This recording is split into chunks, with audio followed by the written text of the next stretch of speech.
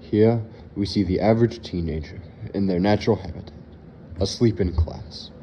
According to those studying this rare species, they tend to disengage from activities that are beneficial to them, as seen here. This prevents teenagers from growing up without stress and forces them to feel unprepared for the future. To better understand this, let's move over to the lab, where researchers have been hard at work attempting to solve this issue. Hey, wake up! Sorry. Sorry.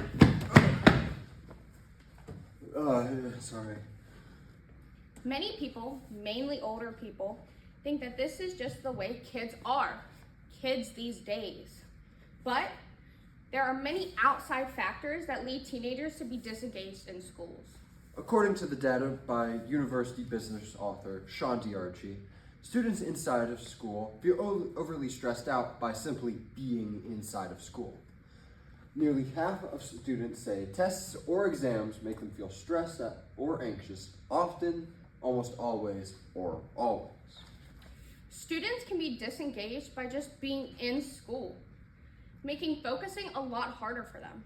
In the same paper, Diarchi shows that high levels of mental health issues are common with college students and can affect their engagement in their learning.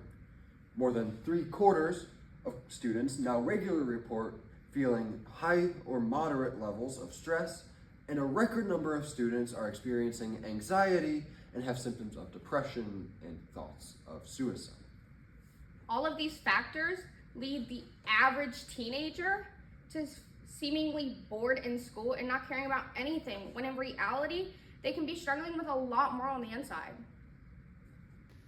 Excuse me, sir. Can you state your name for the camera and your grade? I'm Jacob Welty and I'm a senior this year. So what kind of compact program are you involved in? So I'm with the Engineering Design and Technology program at Wadsworth. Hey, I'm Cole Bittner. I'm a junior at Norton High School. All right, so what compact are you in? I am in Media Production Compact at Wadsworth. Adding on to the disengagement of the average teenager, some researchers state that disengagement is a dynamic process that is nested within the social and ecological context of youth lives, causing a herd mentality in the way younger students behave in school. And when all the teenagers feel disengaged in school, there's more students who won't feel prepared with their plans outside of high school. And when students aren't as engaged, they can't figure out what they want to do outside of high school, making them feel more disengaged since they don't see a reason to be learning in school, wondering when they're ever going to use this in real life. One perspective teacher added, when interest-driven learning gave more meaning to their teaching responsibilities, taking students' interest into account makes the lesson not only more meaningful for them, but more fun for me to plan, unquote. Other perspective teachers share similar perspectives.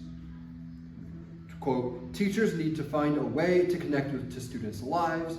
I believe more learning will occur if the lesson is based on both students' interests and effective instruction. We can actively prove this from the source Gallup.com, which clearly defines between 25 and 54% of students say they are not having engaging experiences in school, such as feeling that what they're learning is not important or interesting. Less than half of students say their schoolwork positively challenges them, 49%, or aligns with what they do best, 46%. And with all this said, we found that the environment in which students are positively challenged by their teachers has a positive impact on their engagement levels.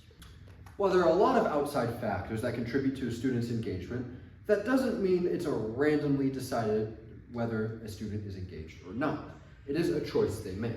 Many students who are already disengaged in the first place seem to have a heightened sense of doubt about the affordances of classroom-based learning, meaning that if they already don't like the material in the class, they won't see why the class is beneficial to them, making a pretty stubborn cycle that the teenager gets stuck in.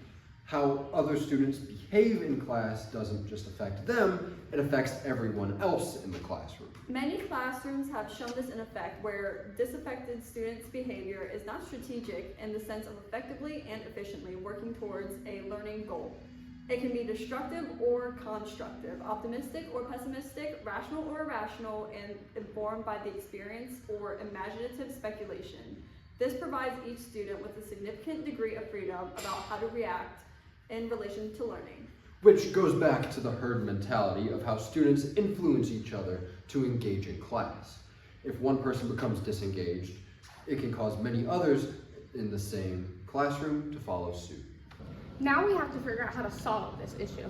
Well, when researching ways schools have actually attempted to solve the issue of student disengagement, it was found that many schools implement policies that help relieve a large amount of stress off of students.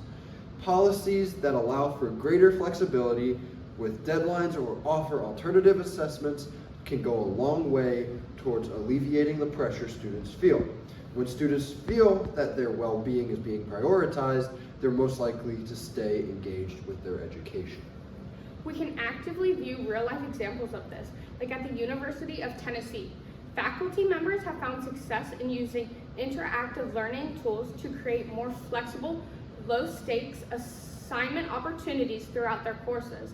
In large lecture classes of 200 or more students, professors use regularly knowledge checks and verified question formats to help identify struggling students early and adjust their teaching to approach accordingly.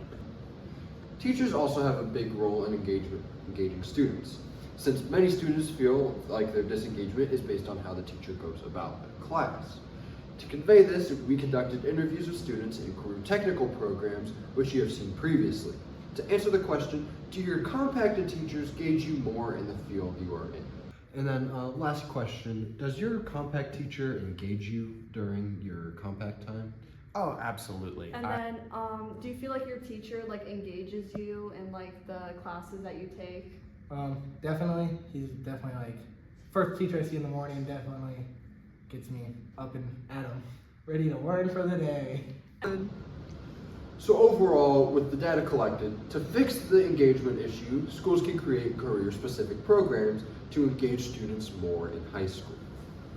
Interest students for the future, engage students for today. Now that I know how to change my engagement habits, I know where I want to go to college for once. Harvard University! Thanks, FactVerifiers!